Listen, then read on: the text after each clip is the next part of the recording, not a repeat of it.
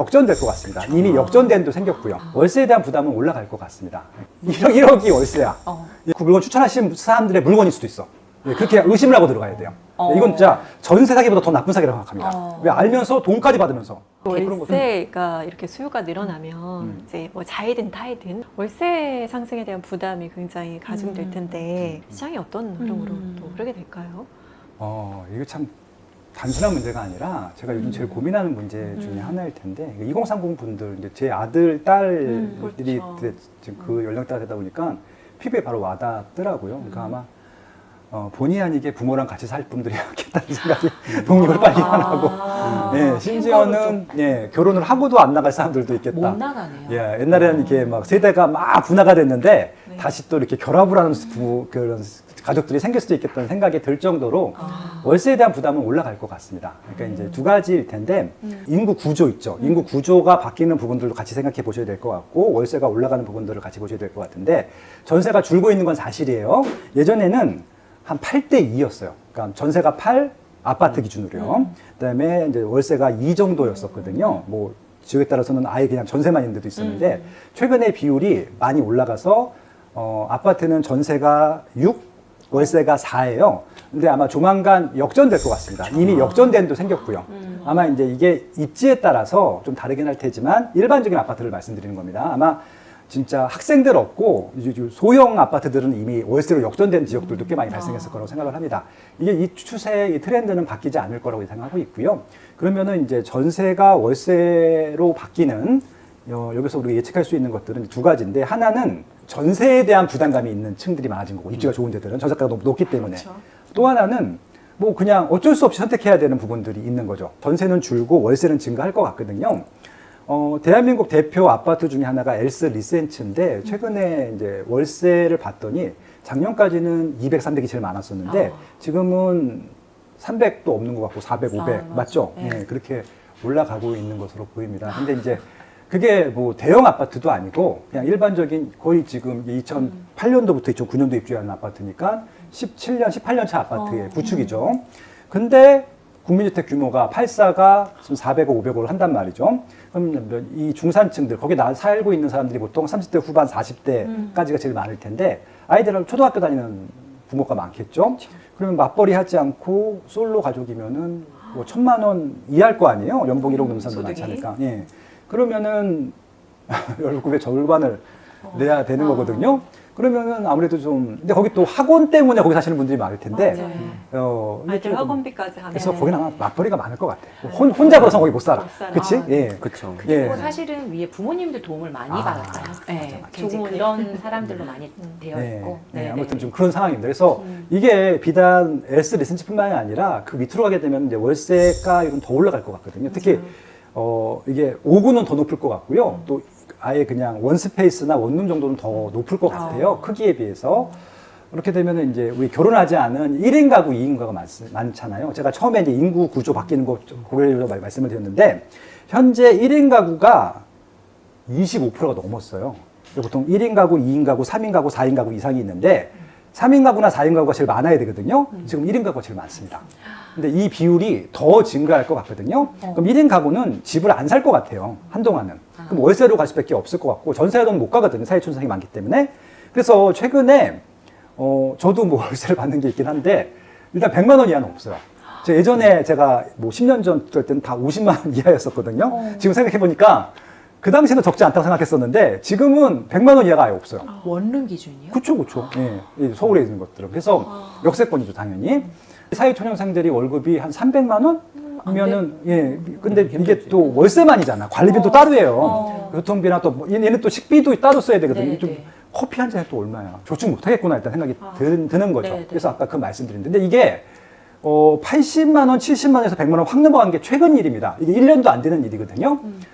제가 계속 월세 추적해 보자고 제 방송에서 말씀드리고 있었는데 작년 초부터 말씀드렸던 게 뭐냐면은 매매가는 올라갈 건 올라가고 올라가지 않을 거는 올라가지 않을 거기 때문에 알아서 보시라고 말씀드리고 전세가 올라가는 거랑 특히 월세 비중이 비중이 많아지고 있고 월세가 올라가는 걸 보자고 말씀드렸는데 지금 매매가보다 전세가가 더 많이 올라갔고요. 비율을 따지게 되면은 전세가보다 월세 가격이 더 많이 올라갔어요. 사람들이 근데 월세에 대해서 뉴스에 안 나와요. 아직까지 절대 비중이 적기 때문에. 근데 이미 40%라고 말씀드렸잖아요. 아마 내년부터는 이제 그 KB나 부동산 114나 부동산원에서도 매매 전세만 지금 지수가 나오고 있는데 월세 지수도 계산해갖고 다시 나와야 될 것 같은 생각이 듭니다. 비중이 높아졌기 때문에 미국, 프랑스, 일본 가면은 거긴 전세가 원래 없었으니까 비교하기가 좋거든요. 막 1,000만 원도 맞아요. 많고 7, 800만 원 이렇게 기본적인 기본이고.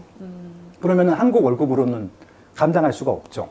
그래서 이제 미국이 연봉이 높습니다. 아마 그 대학교 졸업하고 갓 취직을 하면은 한 2억 정도 전후 받아요. 연봉으로. 한국보다 되게 많이 받긴 합니다. 근데 1억이 월세야. 예, 그리고 생활비 따는 거 빼고 월세만 1억이거든요. 그렇게 되는 거예요, 앞으로. 그래서 아마 이제 이 문제가 심각해질 것 같고, 근데 이것들을 우리만 알고 있는 것이냐, 그 자본주의가 발달한 나라는 이거 본능적으로 알거든요.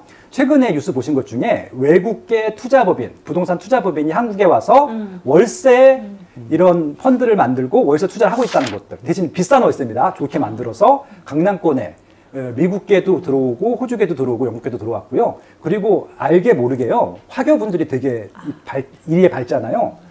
중국 분들도 월세 사업 진짜 많이 합니다. 은근히. 이건 큰 규모는 아니지만. 그래서 그들이 와서 지금 이 월세 세팅을 하고 있는 거 보면은 월세 시장이 굉장히 일반화 될 것 같아요. 이건 굉장히 빠른 속도로 가고 있거든요. 그래서 2, 3년 안에 이렇게 되지 않을까. 그래서 이건 월세 부담이 높아지게 되면은 선진국처럼 되는 겁니다. 지금까지는 우리가 그러니까 전세 시장에서는요. 전체 월급의 20% 미만이었어요. 주거비가. 근데 지금은 아마 40% 이상으로 올라갈 거다. 이렇게 예측하고 있습니다. 네. 그럼 갭 투자가 소멸된다고 봐도 될까요? 아니죠. 뭐 똑같은 건데 반전세가 하잖아요. 그럼 이게 솔직히 이런 얘기하면 또 싫어하실 분들이 있긴 한데 투자하시는 분들 입장에서 보면요. 월세를 받으면 이자 낼 수 있거든요. 그러니까 오히려 투자하시는 분들 입장에서는 외국에서 투자 그렇게 하잖아요. 임대사업자들은 다 월세 투자 받는 것들이거든요. 그래서 그것들을 벤치마킹 하시면 오히려 반전세가 더 좋을 수도 있어요. 나머지 부분, 대출받을 수 있는 부분들이 좀 줄어드니까. 그래서 잘 활용하시면은 또 투자 포인트 잡을 수 있을 것 같다. 네, 말씀을 드리고 싶네요. 네. 이런 건 선제가 안 돼도 되는데 네. 되게 빨라. 네. 사실 이렇게 대출 상담을 받다 보면 이 시장의 선 방향성, 네, 대충은 예상이 되는데요. 요즘에는 지방 문의도 조금 늘어났어요. 근데 이제 지방을 아까 보시면 이제 오를 곳만 잘 투자를 해야 된다고 하시는데 제가 이렇게 받아보면 매물이나 이런 게 오를 곳이라기보다는 갭을 맞춰서 들어가는 그러한 곳은 또 추천을 하는 곳도 있다고 하더라고요. 어떻게 보시는지.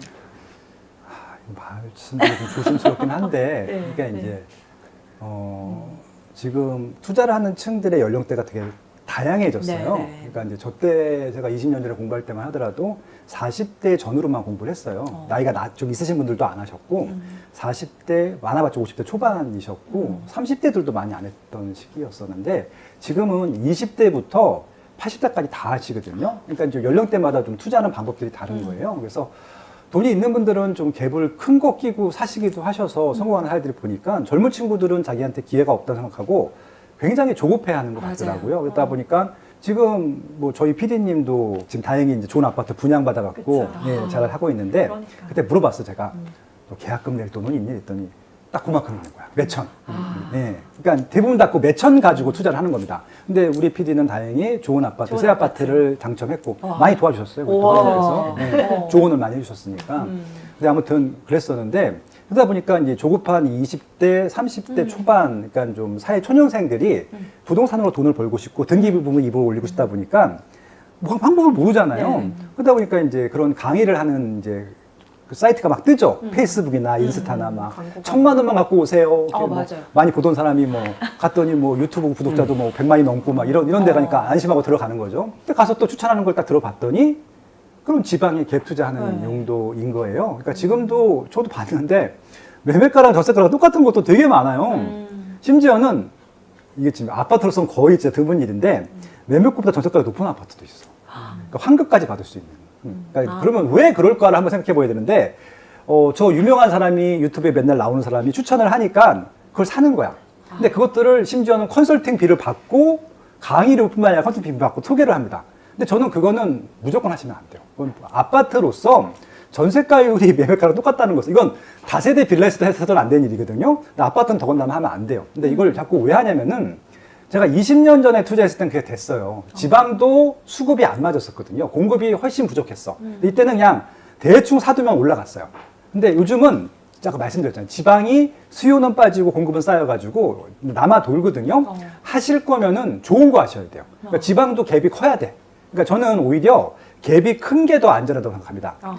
잘 아시잖아요. 제가 25년 동안 매번 강의 때마다 추천했던 아파트 뭡니까? 압구정 현대. 네, 압구정 현대 아파트는 전세가율이 20%가 안 됩니다.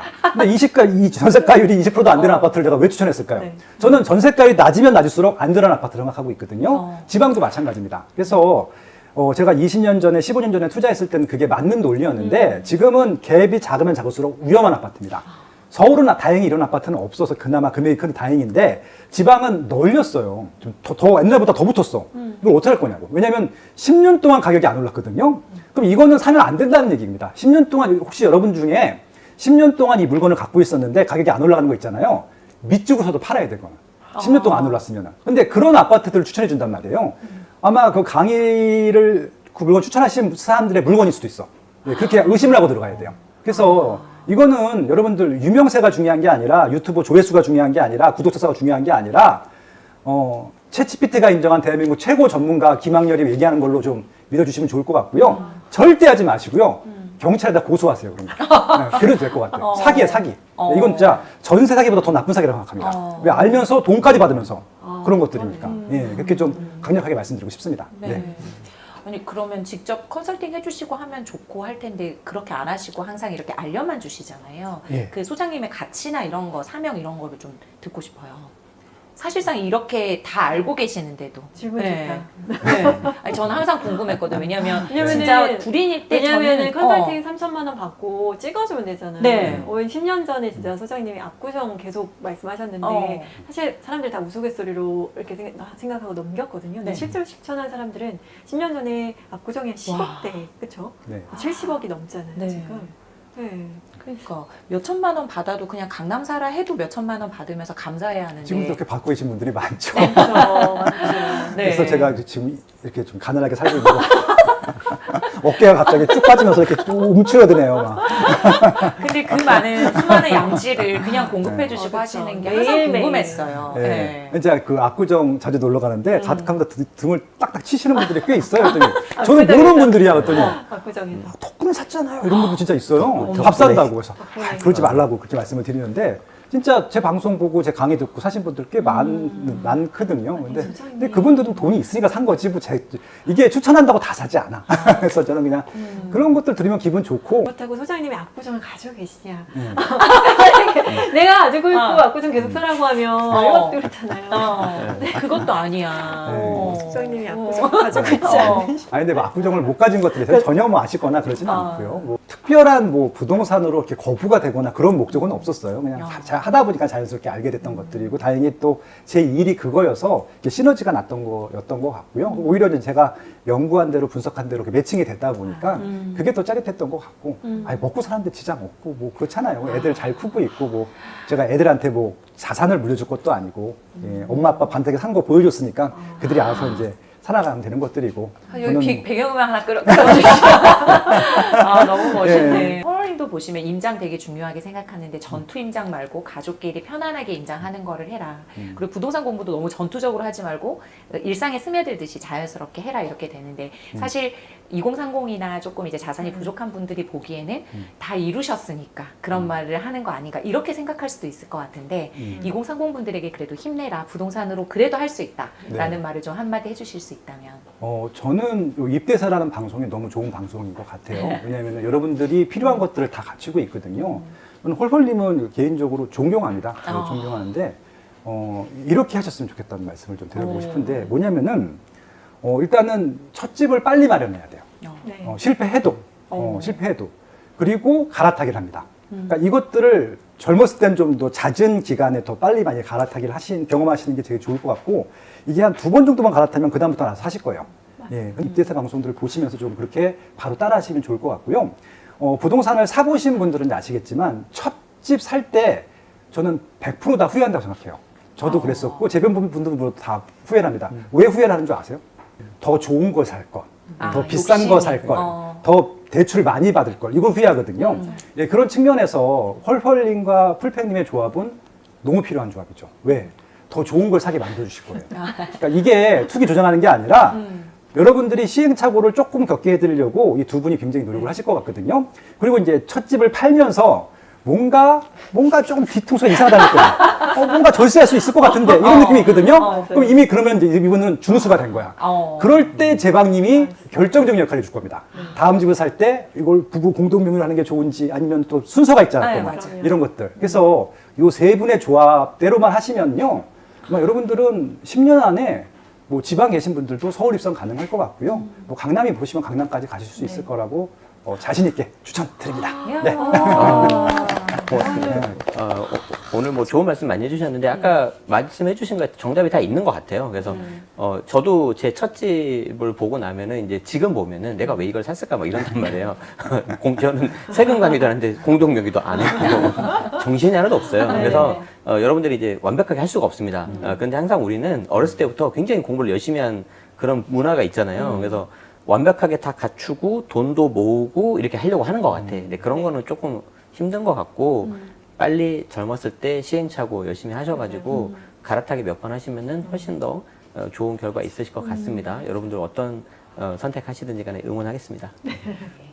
저도 첫 집을 돈이 없어서 또 부동산 지식이 없어서 건물만 샀어요. 그래서 첫 집을 완벽한 타임과 완벽한 어떤 세팅으로 할 수가 없거든요. 어렵습니다. 우선 시장에 참여하시고 잘 갈아타시면서 그러니까 갈아탈 때에는 정말로 대출과 세금이 같이 필요하거든요. 지금 뭐 말씀해 주신 것처럼 전세 월세화가 가속되고 있잖아요. 그래서 소득 대비해서 정말로 리어지수가 40%까지 나올 정도로 그러니까 소득의 거의 40% 혹은 그 이상이 될 수도 있어요. 이렇게 주거비에 지출을 하다 보면은 그 외의 생활들이 굉장히 만족감이 좀 떨어지잖아요. 참 어렵습니다. 그래서 따뜻한 보금자리 한 채는 여러분 꼭 가져가셨으면 좋겠고, 그렇게 하시려면 저희 입대세와 함께 하시면 좋은 집, 나만의 강남에서 정말 강남으로 가시는 그 길에 저희가 도움이 될 수 있을 거라고 생각합니다. 여러분 화이팅입니다. 대출력이 정말 항상 중요하죠. 왜냐하면 자산을 수직 상승시켜 줄 수 있으니까.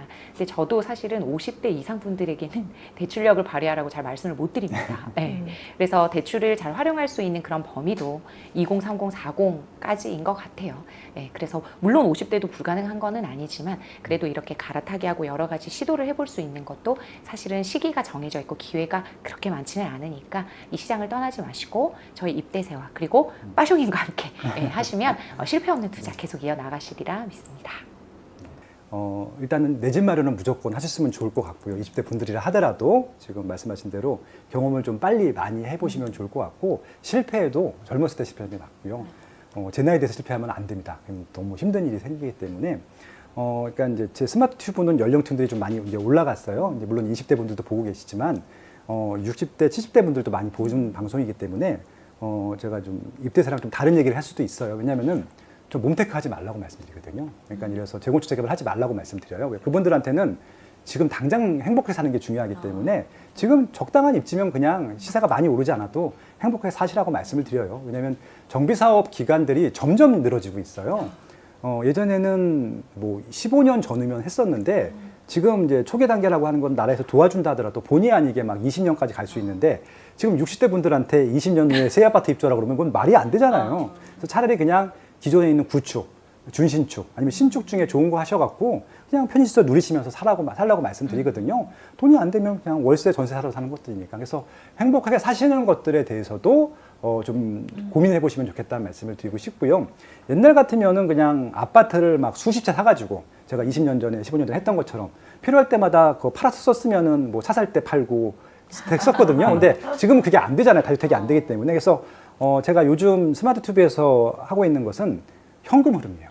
현금 흐름이 되게 중요하기 때문에 오히려 적당한 거 똘똘한 한 채 계속 산것지 갈아타기 하시면서 그거는 유지하시고 추가적으로 뭐 한 채 정도는 더 하시는 것들 세무 전략 짜시면서 아마 하시면 될 것 같고, 이거 테스팅하는데 돈이 부족하면은 대출을 활용하시면 되는데, 이 와중에서도 은퇴하신 분들은 일단은 기본적인 현금 흐름 비중이 좀 중요할 것 같거든요. 젊었을 때는 올인해서 빨리 종잣돈을 키워서 안정적인 거 사는 게 중요하겠지만 나이가 먹고서는 현금 흐름의 비중을 더 높게 하시는 게 중요할 것 같아요. 그래서 뭐 연금도 좋고요. 저는 다 좋다고 생각합니다. 연금도 좋고 월세 받는 용도도 좋고 다양하게 많잖아요. 그래서 포트폴리오 좀 다양하게 하셔서 안정성을 높이는 방향으로 가신다고 하면은 뭐 행복하게 사시는 데는 전혀 문제가 없으실 것 같고 이렇게 좋은 콘텐츠들이 있으니까 많이들 보시고 이때세와 스마트 튜브 많이 사랑해 주시면 좋을 것 같고 다시 쓰는 부동산 사용 설명서도 많이 구매해 주시면 감사할 것 같습니다. 네, 고맙습니다.